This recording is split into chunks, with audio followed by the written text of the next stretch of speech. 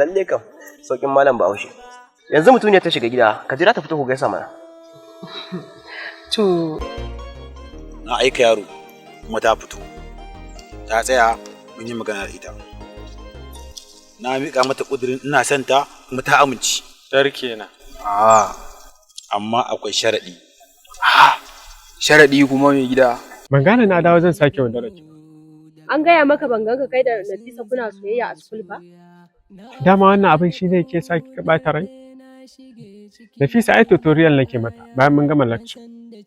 Shi ne na mata ƙarin bayani. Ƙarin bayani ko soyayya har wani kallon kallo na ga kuna yi, amma shi ne za ka ce tutorial? Haba mai jiya, ki yarda da ni mana. Kaga, ka je ku yi soyayya. Kai samsam gaskiya babu. Kaga wata ƙawata nan Sadiya. Sadiya ga Ahmad. Ayya Ahmad sannu ya aiki?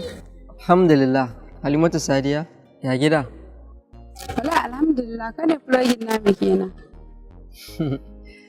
Ai Bilkisu ba ta buƙatar wani fulogi. Na fahimta, to yanzu menene mafitan? To shine ma dai ya tara mu anan. Lokacin da na zo miki da magana ai sai ki ce min ba za ki iya ba. Kin gani ba sai mu yi gasa ba, kowa yi Allahnsa ya wanke da kansa. Me a ciki? Lallai sai yanzu kika kaga tabbatar min da cewa baki da mutunci. Ni ko nake da mutunci saboda ni ban yi makauniyar soyayya ba wacce za ta rufe idona har ina faɗan waɗannan baƙaƙen maganganu ba na duba alaka. Ai tuni kika gama rusa alaƙar mu saboda ba za ki iya saka alkhairi da halaccin da aka yi miki ba. Kin kasa haƙuri da abin da ne haƙuri da shi saboda ke.